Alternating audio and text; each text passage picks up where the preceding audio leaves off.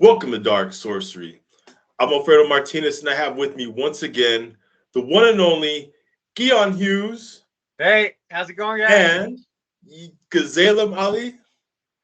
Woohoo! And today this is episode number 4 of Religion and the Occult. Always a fun video to do. So what I wanted to start out with is last video that me and Gazelam did. We talked about how blood sacrifice and just sacrifice in general has been a significant part of religion for thousands of years, and for this, through this whole time, it's only become taboo like the last 100 years or so. The religious symbol for Christians is a guy being mutilated on a cross, but yet when they see us doing blood magic or anything like that, it's like, oh my God, I can't believe they're doing that. Now I got Gazelam's take on it. Guion, I wanted to get your take on it. Yeah, well, I mean, for sure. I mean, I completely relate to that. You know,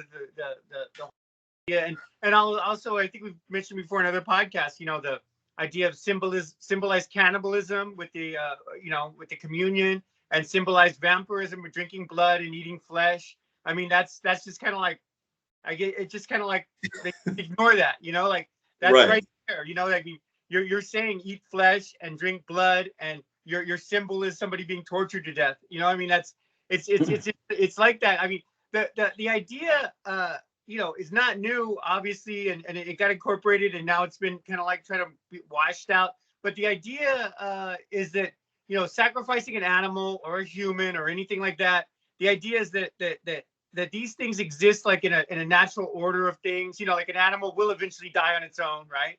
We'll just use animal because I don't want to get into any human, So okay. If an animal will die on its own and everything, live out a life as much as it can. Nature could kill it, or a disease could kill it, or anything like that. When a human, and this is in the Old Testament too, with the scapegoat and sacrificing animals at the temple was a big part, huge part of Judaism. You had to do it. They sold the animals, all that stuff. So sacrificing goats, sacrificing falcons, and it goes into the Egyptian thing, which I think is where they got it from too. It's just part of this collective unconscious. The idea that I've came is from an Arabic philosopher who articulated it really well, called Al-Kindi, and he said, when an animal is living its life and everything, that's a natural thing. When a human comes along and sacrifices the animal, and eats the flesh and all that, we got to eat anyway, so we're going to do it anyway. But when they do it in a ritual manner, it's kind of proclaiming your godhood. It's like saying I'm coming and I'm changing the course of this being's life, and it changes what you call the stellar rays. So the way that they believe, I don't know what your philosophy is, but they believe that, like with astrology, that the rays come down from all the stars, all the planets, the sun and everything, and creates all this. And there are these invisible rays. When you do that with the animal, and you have intention, and your brain is thinking of things, then what happens is that actually, like, makes you more like a god, more like you're creating reality. You're like, I'm ending this animal's life to sustain myself. And hunting is the same thing. I think it's a carryover, I think, from hunter-gatherer societies. So killing the animal is actually sustaining us. Most people don't do that and not do the animal, eat and stuff like that. I mean, I don't agree with killing like cats or something that people don't eat. I think that's just like teenagers, like doing bad things, right, trying to be edgy, and I don't think that's good. But when I'm not really against speciesism though. Like the whole thing is, if people are gonna do those type of things, I mean, you look at McDonald's and like how frivolous people are with animal life and don't even care about it at all. And then you have the golden arches that are supposed to represent the memories that feed the nations. That's like black magic stuff right there, Ronald McDonald. I think that's a big part of chaos magic too, that people don't realize is all these things are happening now. Like McDonald's is doing animal sacrifice, I mean, all the fast food, all the consumers. Well, I mean, take a look at Chick-fil-A. That's like a Christian-owned company, and they don't even work on Sundays yet. Their mutilation of chicken is delicious. You know what I mean? To us and to them. Yeah, and then on top of that, there's all kinds of stuff with Chick-fil-A. You know, here that it's a big thing because in California it's more liberal or whatever. But like, there's a whole thing about, you know, like people that in other states that have owned Chick-fil-A franchises and stuff have been caught doing really bad things. You know, like you know, meeting minors and stuff, kind of like some kind of like to catch a predator type situations and sting operation. So I mean, you know, like. That I think that's the whole thing between the left-hand path and the right-hand path is the left-hand path. You maybe assume a little bit that people are already going to be a little bit more, at least not necessarily evil, but at least more liberal with sexuality or doing things that you know, they're not pretending to be on a pedestal and almighty and everything. But on the right hand, you know, they do that, and then when they get caught, because they're just human beings, you know, they really aren't, you know, above everything, you know, because they have to. You know, they have to eat and they defecate and they bleed and all that. They're not well, take a look at all these things, and then they're like, oh yeah, well, just don't pay attention to that, you know. Well, yeah, look at all these televangelists that get caught in hotel rooms with hookers. You know what I mean? Yeah. I mean, they're, you know, it's part of a lot of like kind a lot of times it's their exact fears that they're projecting on others that they're caught with, like. Especially with homosexual hookers and stuff, you know, some guy behind the pulpit condemning gays on the pulpit, and then he's caught sniffing coke off a dude's ass or something, you know. Yeah, it happens. But the thing is, you know, a lot of people, you know, Christians will be like, oh, well, not my church, you know what I mean? That's a godly man, you know, and his word, you shouldn't, you know, which brings up another thing is that, okay, so like over the weekend, I was talking with a Christian and this person like, oh, well, what's your beliefs? And I told him and, you know, showed him the channel and stuff like that. And the person's like, oh, well, why don't you believe in the word of God? You know, I'm like, well, you know, it's a document, a historical document that's been changed and altered over time. It contradicts itself. I don't think it's a valid source of truth. But why don't you believe in the word of God? God is above the devil. And I'm like, look. I don't worship the devil, okay? I mean, you know, and I started explaining and get like, but why don't you believe in the word of God? It's written right here. I'm like, and I inside my head, I'm like, it's okay. It's no use arguing with this person because according to them, that document called the Bible has to be valid truth. You know what I mean? So I'm just like, there's no arguing with these people. I just think it's like I don't mean to be mean, but these people seem like they're a lower level of intelligence. That it's just not even worth like, you know, arguing with them at all. I think it's because they're also coming from a truth claim, you know, that already existed. They've already made up their mind. Yeah, well, when religion and politics get involved, it's like you're not dealing with the mind, even if people, and there are lower intelligent people that just like can't get it, but you're dealing more with like the heart or even like the soul or something. So they're not really going with logic, you know, like you could go on and on with people like that and they'll just say, well, it says, I mean, like I did a thing where I said, I don't, you know, Solomon didn't exist, you know, because, you know, I was doing a Solomonic podcast or whatever. Solomon didn't exist the way the Bible says or the way the traditions say, where he was like this big king that actually summoned demons to build a temple, right? And they're like, people were literally putting comments saying, "What do you mean Solomon didn't exist? You know, he was he was the son of this." They were stating like genealogy in the Bible. But I'm like, well, that doesn't make sense. I mean, that's like saying, you know, Bugs Bunny exists because Elmer Fudd was his father, and then, you know, and the guy from the, you know, Warner Brothers Studios told me that. So it's like, you know what? I saw a meme online that had a picture of the Bible that says proof that God exists, and then it had a picture of the Quran, proof that Allah exists. Then it had a Spider-Man comic and it said proof that Spider-Man exists. Yeah, you know? I seen that one too. Yeah. I mean, they have the one too that, you know, bumper sticker that says God said it, I believe it, that settles it. And I think that's the ultimate, you know, that's what it says, God, you know. That's it. They refuse to have an objective point of view. They refuse to see things from your point of view. You know, it's only like, well, this is the truth I know, so, you know, there's no going around it. It's like, that's very ignorant. Yeah, I mean, I it goes so ridiculous. I saw a pastor, and this was like, I don't know if I can find the clip, but he was a pastor in like Texas, like close to a border town, right? Yeah. And they were protesting, you know, in the church, they were upset about being more, it was becoming more bilingual in Texas, right? You know, Okay. and they were putting up signs in Spanish and English, right? So this pastor literally said, if English was good enough for Jesus, it's good enough for me. So they literally think that the King James version of the Bible, that was like the original text all the way 2,000 years ago, and English existed 2,000 years ago, and that makes it a holy language, you know? Yeah, and Jesus actually spoke with that, you know, old type European type English. Yeah. I mean, it's ignorance. It's straight up ignorance. You know, I mean, that's a good example of you know, it. I had a Christian one time, you know, I was showing this Christian all these different contradictions in the Bible. And you know what he told me? I don't care if it contradicts. I still believe it. Yeah. I'm like, okay, man, there's no sense in talking. Yeah, so which one? Yeah. Which contradiction do you believe? Yeah. He believes in all the contradictions because it's God's truth. Right. It doesn't apply. I think what I'd like to, you know, I'd like to see, and maybe this will reach more people. I mean, of course, it won't reach everybody, right?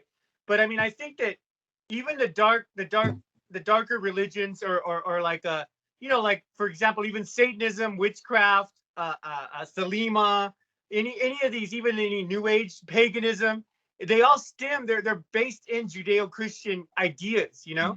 Because I mean, come on, Satan means adversary in Hebrew, or it's been transliterated into that, you know. I mean, you know, Lucifer is a concept that came from Christianity. You know, it's in Greek. You know? Well, I think pretty much the Western mindset, you know, the Western mindset in general, like everything in our culture seems to have some kind of a Judeo-Christian root in it, you know, because that's where everything is based here, you know. So I mean, yeah, well, so my idea is that these other, and I don't know if and how many people get on board on the right hand path and the left hand paths and all that, but I consider, you know, even Satanism, Thelema, you know, witchcraft, you know, they're just kind of problem child denominations of Christianity a lot of times, you know. They're doing the opposite, but that doesn't mean that's just like a teenager, you know, rebelling against their parents, so listening to like punk rock when their parents listen to the Rolling Stones. You know, it's still based in rock and roll. It's still based because they heard rock and roll from their parents, and so they're like, I'm gonna do kind of the opposite. I'm gonna do like, we're not gonna do the right chords. We're gonna sing all messed up or whatever, you know. Well, a lot of people who do end up, like, take for instance, you know, people who grew up in a religious household, a lot of them, you know, if they have strict religious parents, they'll rebel, and they'll be like, well, I hate how you're trying to indoctrinate us and shove it down our throats, but yet they turn to Satanism or whatever else and try to do the same thing, and they become the exact same thing that they hate without realizing it until you point it out to them, and then they start to over time say, okay, well, I think you're onto something here, you know. So Guion, what would that look like if we were to try to, let's say, go back to an old time religion or something? You know, it was tried with the whole Wicca movement and things like that. I mean, are we looking at some form of animism or something like that? I mean, what would this look like to you? I mean, an example like is Thelema. You know, Thelema actually is kind of a Christian-based religion. I mean, it's based, all of this stuff is based in Christianity, but what they're actually trying to do is more like bring the Gnostic ideas back that have been like basically annihilated by the Catholic Church and by Protestantism and stuff like that. So, for example, and I mentioned this a lot in other things, and this doesn't have to be the only interpretation. If you want to look at the Bible and see that the serpent that was tempting Eve in the Genesis story, the creation myth, you know, was another god, was like a Greek god, you know, a more Greek-based god that you could call Lucifer, maybe later even Jesus. That god was our helper god, trying to help us, and all of his followers, all the fallen angels, were trying to help humans, while the demiurge, Yod He Vav He, the one saying don't eat the fruit, was actually trying to hold us back as pets and stuff like that. That's just one interpretation, but there's all kinds of interpretations. I mean, I think people on the right should understand that it's a reaction. It's a reaction to become a Satanist because they didn't feel comfortable with whatever they were being preached. And you know, most of the time what it was people were told, don't do this, don't do that, don't do the other. And then they saw their pastor doing it, or they were molested by their pastor or something. while they were being told all these rules, and they're like, this doesn't make sense. I'm doing the opposite of that. I mean, maybe even not consciously, subconsciously.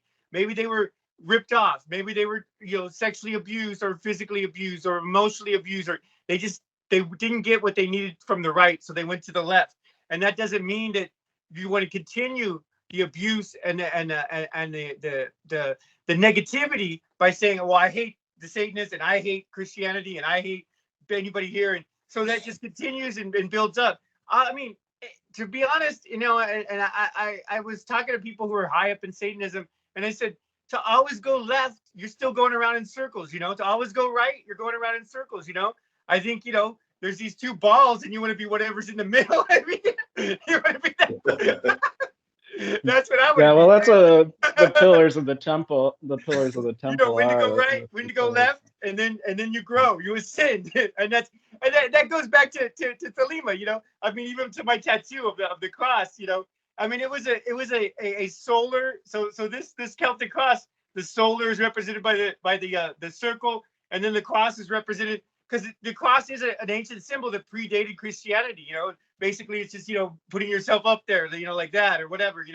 Just like the pentagram could be like, if you're holding it like that, you could do it. So it's all geometry and stuff like that. It's all just been so corrupted and so turned around and stuff that people just are like, it's almost like it's just human nature. It's like, do you look at somebody who's different and say, how can that person enhance my philosophy, or at least be food for thought, or be like, well, maybe this is that way, or you say, I hate that person, that's horrible what they're doing, I'm gonna do everything to mess them up. I mean, and that doesn't even go for religion. It's politics. It's just like tribalism, racism, anything all really. these isms are about attacking each other, and you can try to reunite everybody with a new form of spirituality, and have some very good ideas. But I think ultimately, mankind is just in our nature as a species to be in conflict with each other. This has been tried so many times. I mean, look at all the different denominations of Christianity. Oh yeah. They've said, well, we have the right idea. Let's try to unify, and then they just end up, arguing with each other. On the left, even there's not even political groups too. Got a lot of unity between different factions between different factions of the left, and some people like that. Wiccans don't like. Well, I don't like this writer, and I don't like Aleister Crowley, and I don't like this person. So so we're better than that left hand path group or that right hand path group. Yeah, it's just form cults and say like I'm right, and then not really base it in a intellectual thing where you're gonna want to debate it.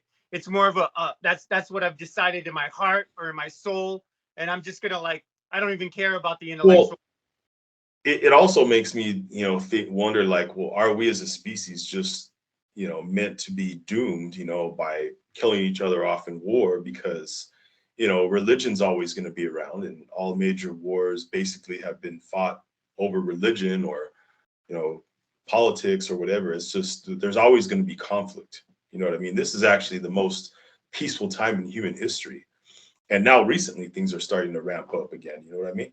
Oh yeah. I mean, the other day I was talking to my son, and he was saying, one of my sons was saying, well, what about why can't people just get along? Why do they even have wars?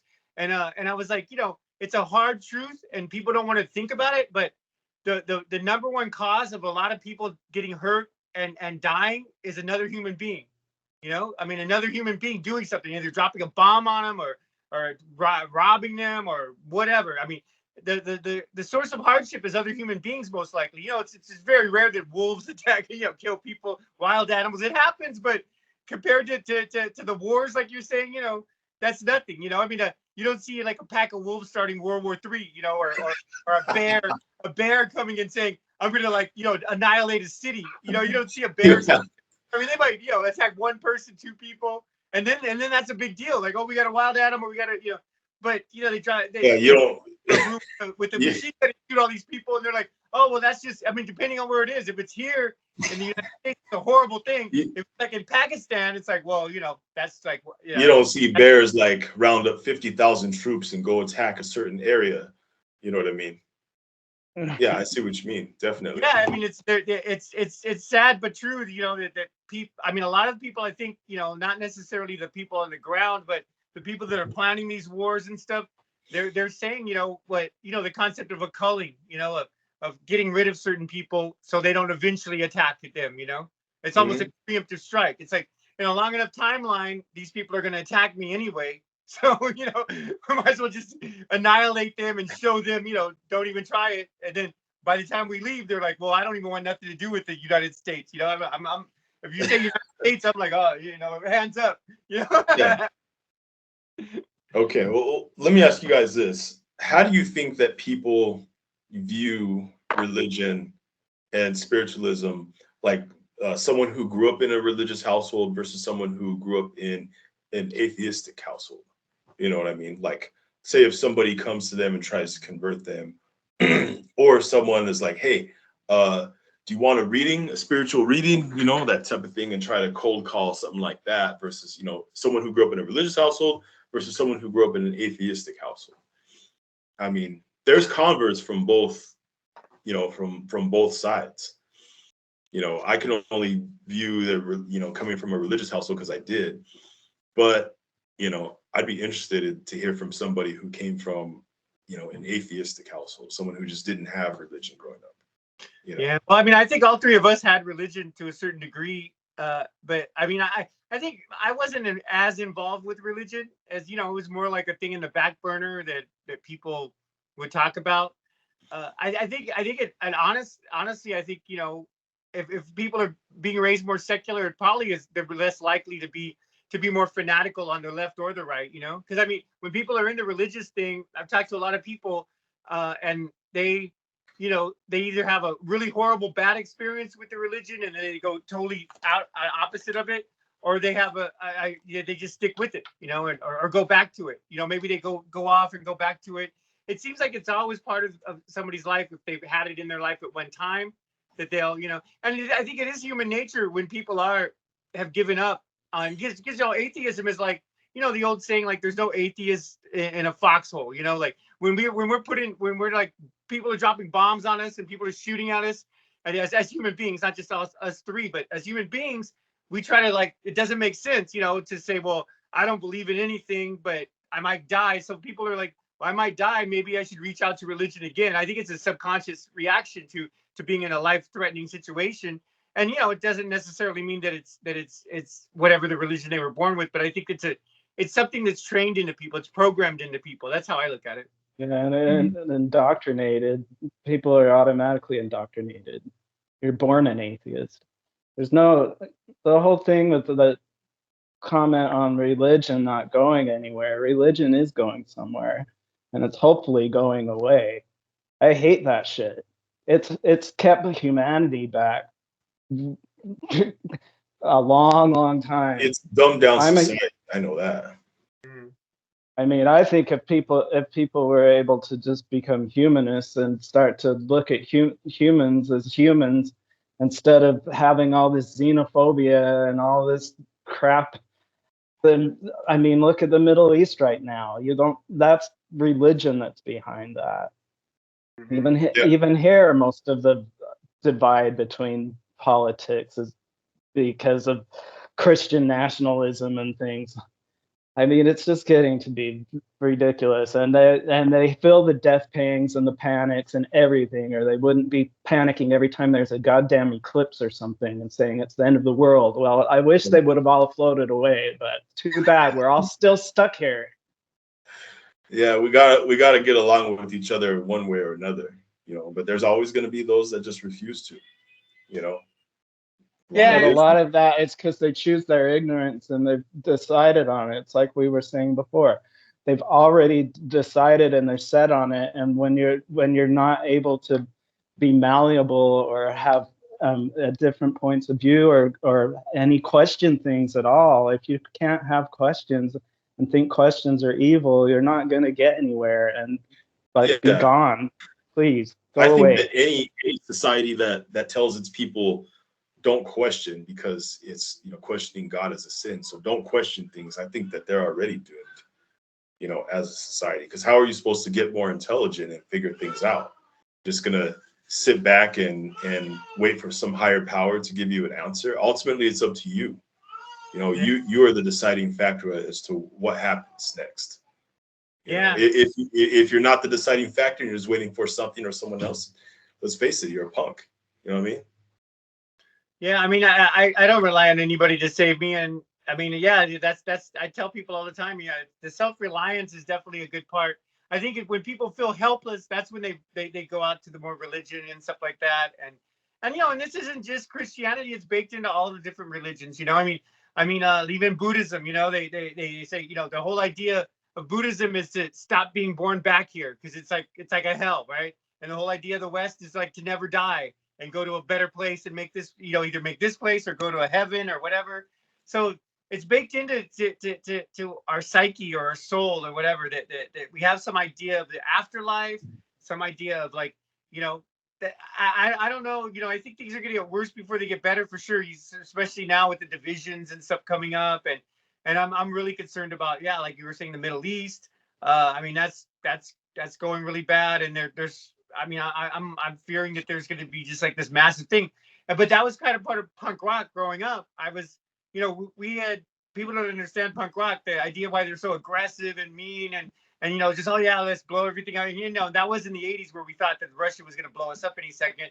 The whole idea of punk rock was like to destroy and rebuild, you know, because they feel and I feel even at this point, because there's so many laws, there's so much negativity that we ignore in our society. I mean, our whole psychological system is negative. You know, you don't go to a psychologist saying things are going great, I want things to go better for me, right? You know, people don't do that. They're like, oh, this guy's talking to himself, so we're gonna put it, you know, we're gonna give him we're gonna knock him out with some meds, or this guy's acting weird, he's acting strange, so we're gonna mess him up, we're gonna try to talk him out of it or whatever. I mean, all that negativity, all the negativity of the wars and the military and money and capitalism. I mean, all that negativity, we're just not just me and you, but as humans, we just ignore to a certain degree. You know, I mean, who would really agree?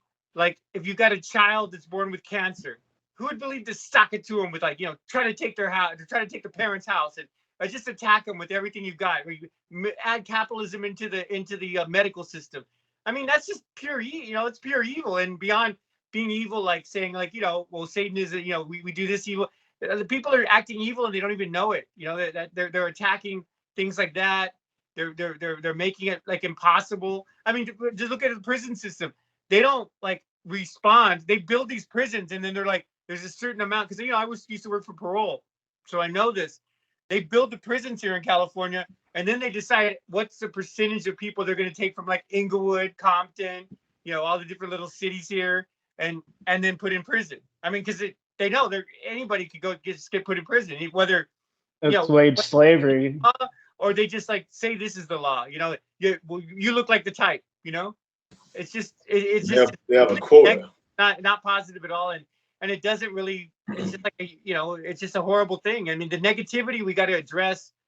I don't know, you know, it may take a huge big war, like Civil War or World War III or anything, to finally like say, okay, now let's try to do something where we. Well, the thing is that World War I was supposed to be the war to end all wars. Mm-hmm. You know, that at least that's what it was. Its intention was, but I mean that obviously plan hasn't come to fruition.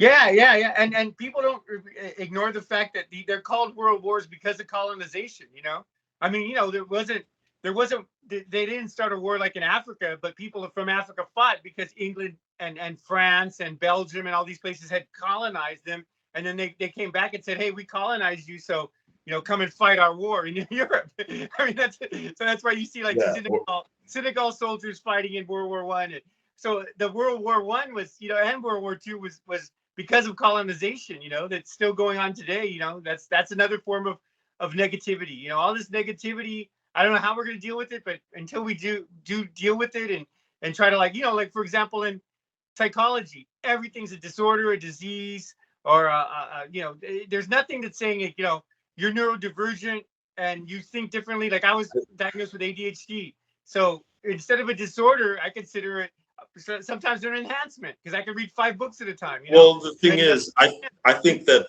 the one of the big faults in the West, as far as, you know, you know, the labeling disorders and thinking people are ill or mentally ill, is the fact that they do not acknowledge spirituality, you know, as far as like, you know, knowing that, being aware that everyone has an auric field, you know, being aware that everybody can be psychic, you know, people can be psychic, and you know what I mean, that type of thing. If they just, or sometimes the reason people are sick is because there's a problem with one of their chakras or something like that. They don't acknowledge none of that. So they're just going around misdiagnosing people. What do you guys think that's all pseudoscience. It's imaginary. What do you mean? Go ahead. Explain. All of psychology? All of Western psychology? Psychic energy and chakras and energy healing and stuff. I don't believe in that stuff at all. I do. But I like the fact that there's no scientific evidence of it at all. And you just have to believe it on faith. No, through experience. You know what I mean? Like, I believe through experience all these things exist. Now, I mean, if you know, some you know, medical journal says that it doesn't exist, you know, I like to test it to make, you know, just to see whether it does or not. But that's why, you know, with medical journals and things that doctors say and the establishment says, I take with a grain of salt. But that's just my point of view. I mean, a lot of the way that I look at things, and you know, it's not even, you don't even have to go into all the new age stuff you're talking about. Like, look at like a movie, right? I mean, you know, maybe there's not some scientific thing or whatever that movies influence people and do things like when that movie Braveheart came out, which is, you know, about the Scottish rising up against the English and all that, and it's fictionalized. It's not totally true. Obviously, we don't even know. You know, that wasn't. We didn't have cameras. We didn't have any science proof that actually happened. But it motivated people so much that they actually were trying to like become an independent Scotland from the United Kingdom. You know, stuff like that. It was riling people up. So, you know, I mean, a movie is a site. It's like a modern ritual. It's way more powerful than any ritual that you know, like the Goetia has, or something that John Dee did, or any. I mean, that stuff is like, it's quaint and it's fun to do, but chaos magic, for me, chaos magic or modern magic, whatever, is like Hollywood magic. You know, you watch a movie, and the movie is just a bunch of lights. You know, it's like a candle flicker, right? It's a bunch of lights, but it makes you feel a certain way. And a lot of people, you know, people can watch a movie and change their whole life. You know, and like, that's not scientifically proven, because it's like, it doesn't have every certain person that does that. I mean, somebody could go see like Godzilla versus King Kong and like be like, oh, I'm King Kong, you know, that motivated me to start $1 million company, right? Another person could see it and get bummed out and want to like off themselves or something, you know. It's so individual that's why I you know, and that's why I think the energy healing too, right? It's the intention. If the person believes that, it's doing the Reiki or whatever you're saying, and the person receiving it believes it, then it's the power of suggestion. It's hypnosis. Yeah, placebo's been proven, you know. Proven that there is stuff with hypnosis and suggestion and psychology that do affect people to actually change their behavior based on belief, you know. But I understand what you're saying. You know, it does. You can't. You know, there is scientific things that do show that our scientific ideas and scientific methods like don't really, you know, they have a limit. Like with quantum mechanics and stuff like that.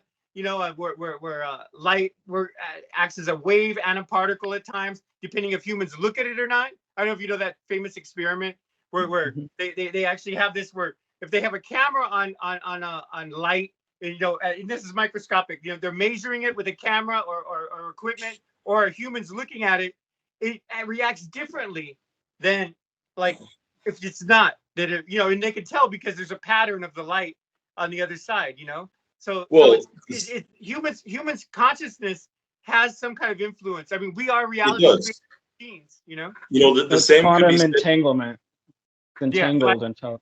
Yeah, quantum. The same could be said of, you know, I mean, it's been proven that if you're, you know, if somebody's looking at somebody from, you know, if they have their back turned and somebody's looking at them, they have a hunch that somebody's looking at them. You know what I mean? But I mean, it's, you know, there's things like that.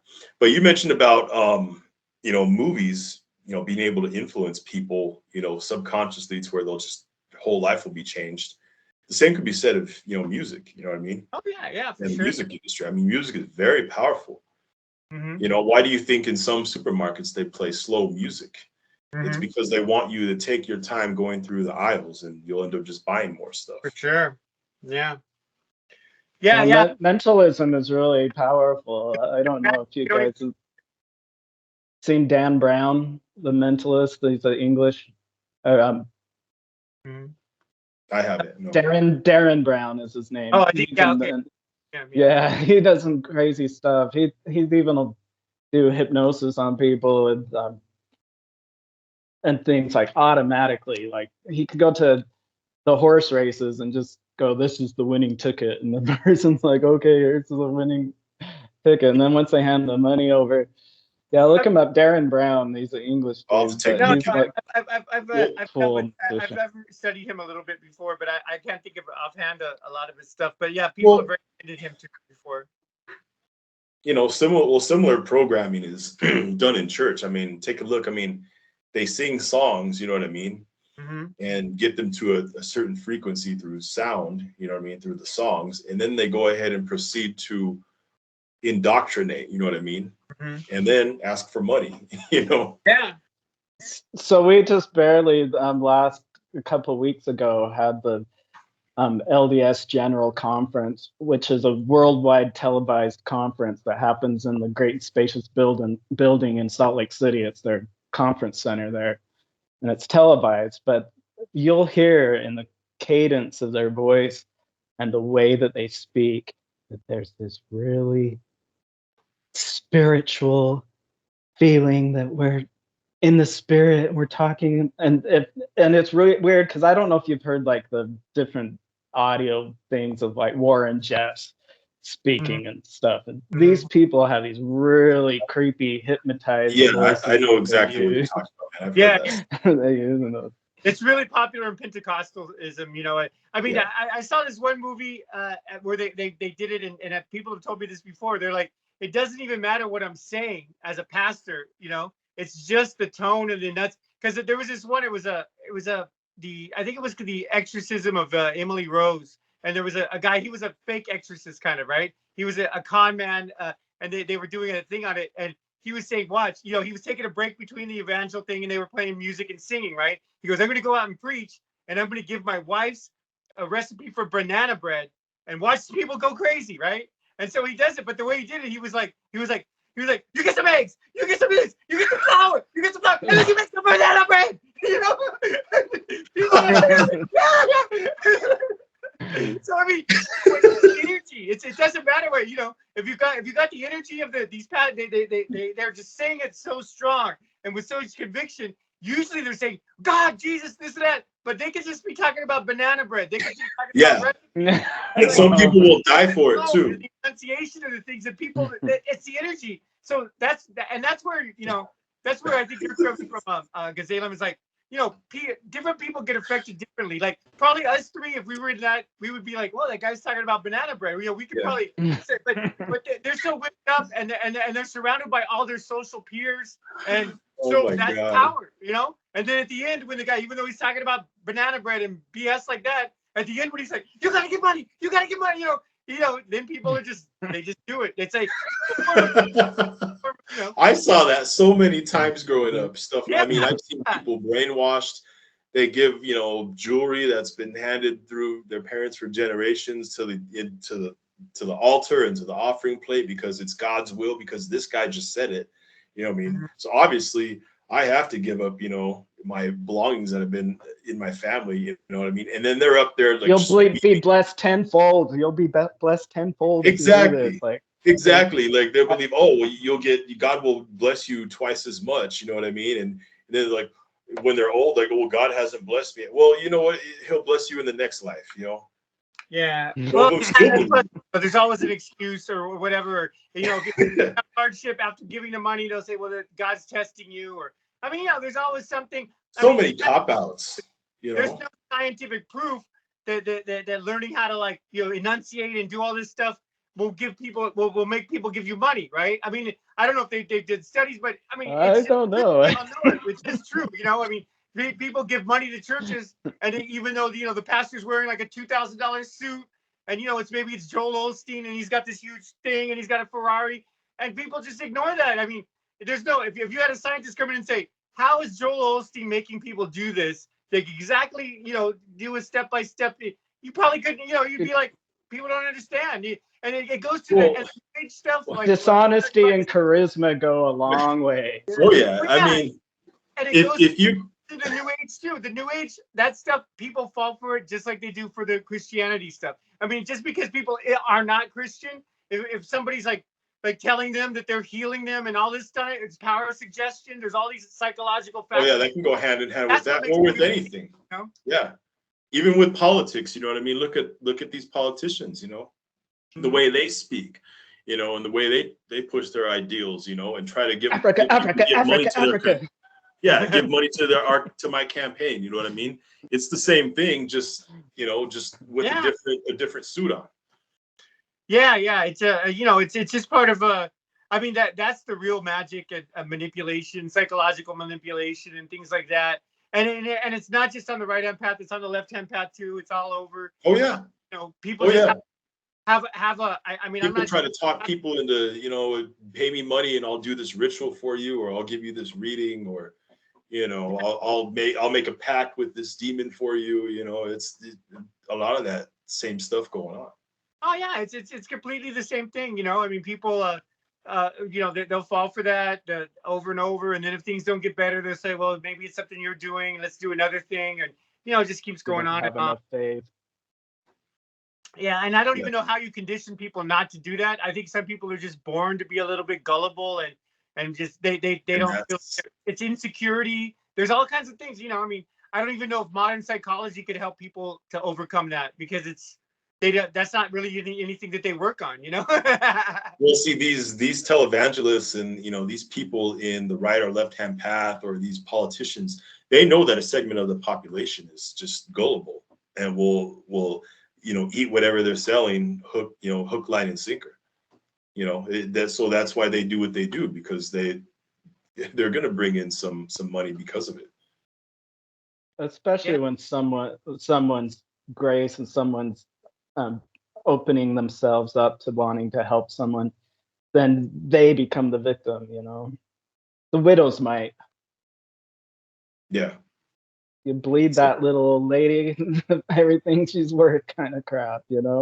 She's barely getting by, and you're still going to give him my last $5, pulls it out of her purse. It's for the good.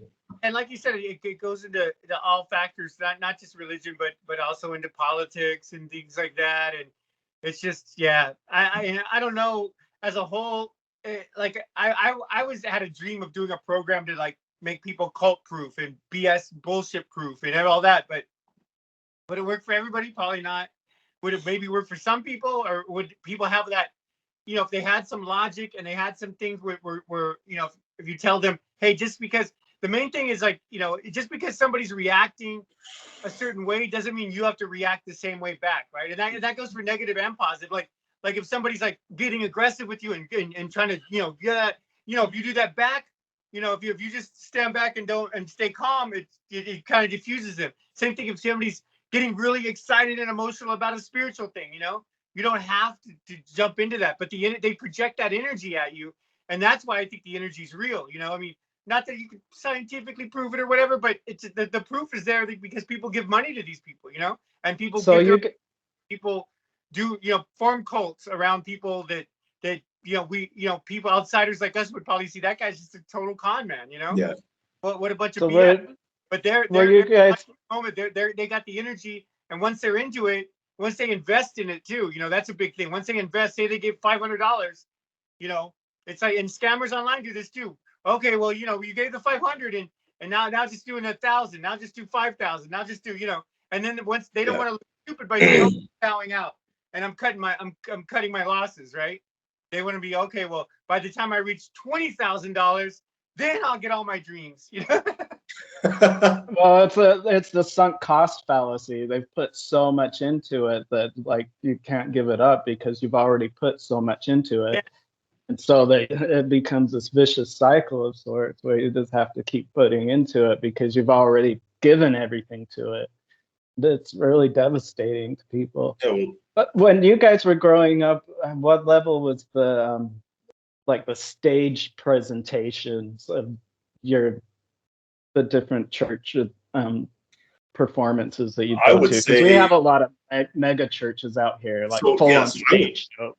I would say with mine probably an 8 or 9 because they would first of all they had the band up on stage, and then the different types of music, and then they would do the same thing that you described of the changes in pitch or tone, and then the yelling, you know what I mean, and just try to hammer it into your subconscious, and I think honestly that's a form of mental abuse, but it was pushed pretty hard on me. And to this day, like, I think I'm probably maybe 1 or 2 out of my whole youth group that actually saw through that bullshit and said, you know what, I want nothing to do with it. Did you see that documentary? What was it, God Camp or something like that, where they take God's Not Dead? Is that thing that came out? No, it's a documentary where they put kids in God camps. I saw the trailer for that, but I did not see. That's exactly what I went through as a child. Did you see that documentary? When I saw that I said, "Oh, that's me as a kid." Yeah, I went through that. Yeah. And yeah. I mean, for me, I think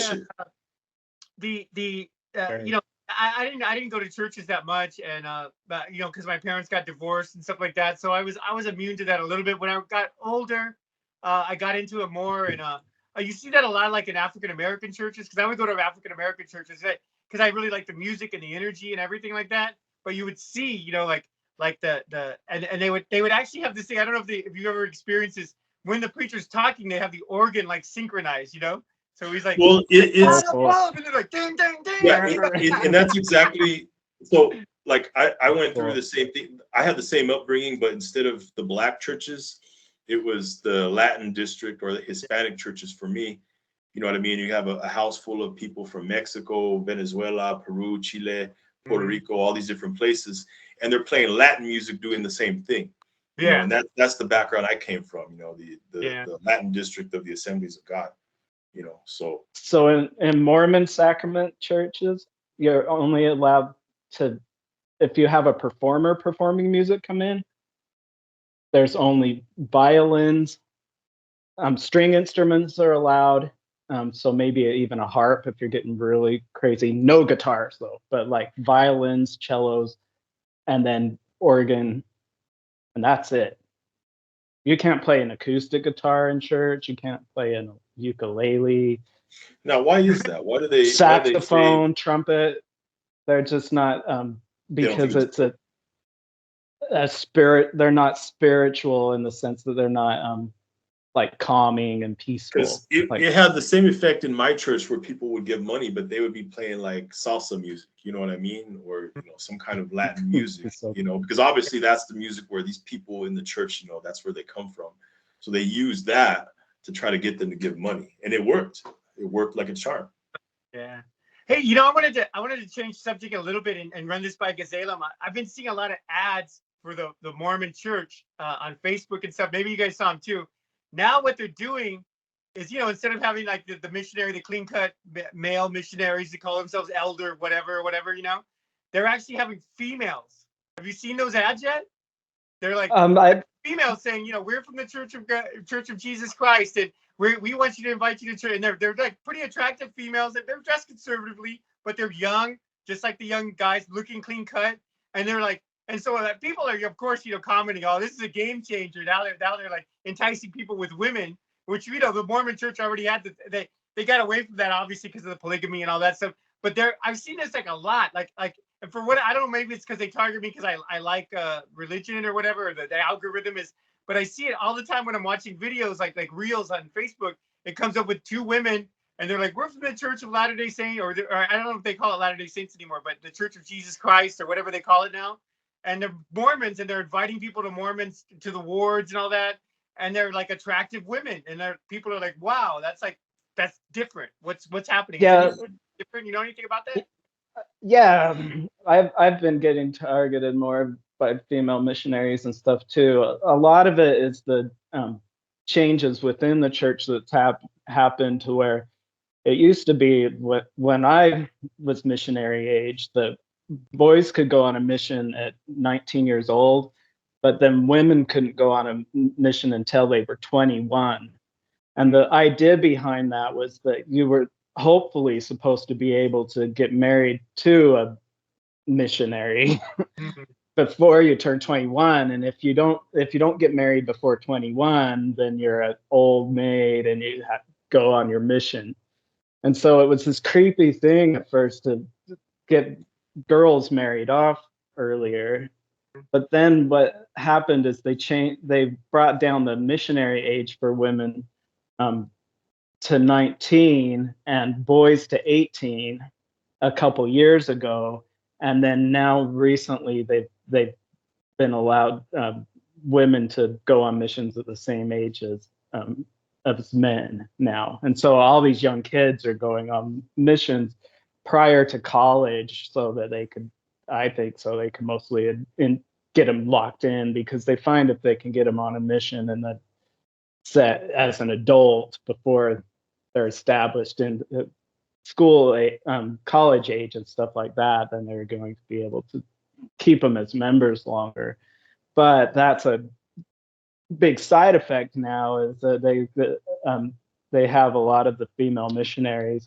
I get messages often from like even African missionaries and stuff. Hello, and it's really weird because they have a different perception on things. Like we have certain secret tokens in the temple that you're not supposed to repeat, that are Masonic words. And like there was this one African missionary that wrote me and was like, "Hi, I'm from the Church of Jesus Christ Latter-day Saints," and stuff. And I was like, "Oh, has it a name?" Because that's a Masonic thing. Has it a name? And she writes back, "It has!" exclamation mark. Ah! Which, has it a name? It has, or like secret things you're only supposed to repeat in the temple. And so it's kind of funny because in Africa, I don't think they even know what's going on. Like I saw a bunch of seminary graduates that were like handshaking, and they were doing like the second token of the Aaronic priesthood and stuff, like in their hand grips publicly. Like I've graduated, like, and showing like Mormon tokens and stuff, you know. It's just nuts. Things are changing a lot. Yeah, things are changing. Yeah. But they do seem to be pimping out a lot of the female missionaries lately. It works, you know. I think it's smart. I mean, take a look at you know, when you see game shows or, you know, the local news, you always have some hot chick up there most of the time, you know, because that's what's going to keep people tuned in. Tech sells for sure. I mean, all the way around. I just thought it was interesting that they're actually like literally. I mean, obviously they have a marketing person that's telling them to do this. You know, it's not like they just pick random. Definitely. So their commercials are now, you know, like with attractive females trying to entice you to go to the Latter-day Saints. Well, you know what? I think maybe their goal is to, if they get an attractive female and it gets them like excited, like they'll think, "Oh, that must be the Holy Spirit like enticing me to join this now." Ooh, you know what I mean? Like, I think a segment of the population will do that. Maybe that's. I mean, they're literally kids. They're like 18 years old. These poor kids don't even know. Like they've been so indoctrinated, and then they're like, "Oh, we're gonna teach you the gospel." I mean, come on. 18 years old. How do you even know your head? 18 years old. You know, you don't even know. There's a lot you don't know in life. Well, I always thought it was kind of a ridiculous title to give these like 19 or even under 25-year-old young men, elder so and so, like Elder Smith. Yeah. See, how are you gonna have like an 18-year-old go to, let's say, a 45-year-old and try to school him on life? It ain't happening. You know what I mean? Yeah. Yo, at least I was a deacon at 12 years old. Oh I was God. an elder in the Melchizedek priesthood at 18. Man, that is funny. Definitely a rush through job. Yeah. Cool. Well, all right, guys. Well, it's been a fun conversation. We're gonna go ahead and wrap this up. One thing I do want to go ahead and plug is congrats to Guion for getting a time slot on Witchcraft TV. Yeah. It's Wednesday nights at what time? 6. At 6 o'clock. 6 And p.m. then on witchcraft.tv, link will be below in the video description. You can also watch Dark Sorcery Saturday nights at 10 p.m. on Witchcraft TV as well. So check that out as well. Guion, anything you want to go ahead and plug? Yeah. I've actually been trying to help out more with the Walpurgisnacht event here in LA. So Okay. And you've had some people on your show too, like Lucy. Promoting it. Yeah, Lucy and we're trying to build that up more. And I wish you guys could come, but I know it's hard to get. Yeah. I'll probably go to the one next year That would because be fun. with my schedule, I just can't make it this year. It's going to be an interesting event. I went last year, and this year it's going to be even more. But yeah, I was connected with the LeVays more, and I'm trying to help them out, trying to help out the whole new Church of Satan and Walpurgisnacht, and they actually want to form this holiday, which I think is great. And I think Shane goes into that your video more as more of like a satanic holiday, like Christmas is for the Christians or something like that, because that's the whole idea of like of their special event, their special day and time and everything. So that's you've already plugged them a lot, but I just wanted to mention it again. Yeah, definitely. Gazelam, anything you want to plug before we go? Oh yeah, sure. I am on RN Raw's Joseph Smith, which is we're reading the Book of Mormon, and we're really just wrapping it up. We're on the last chapters, but it's been crazy because there's a lot of the dark arts in the Book of Mormon, and so it's been pretty fun with that. And we're going to take on the Pearl of Great Price next, which is really worth checking out because it goes into like Egyptology, pseudo-Egyptology, and also like the cosmology that Mormons believe in. That's where Kolob, the sun nearest the planet to God, and all that stuff. And then also my Order of Amun site on Etsy, if anybody wants some magical supplies or tarot cards. I have some original tarot cards that I produced. And everyone who's watching, that will also be below in the video description. You can click on that and go check out Gazelam's Etsy and all his stuff that he has for sale there. Guys, thanks again for coming on. It's always fun having both of you on. I think the three of us have some really great chemistry. And everyone who's watching, like and subscribe to Dark Sorcery.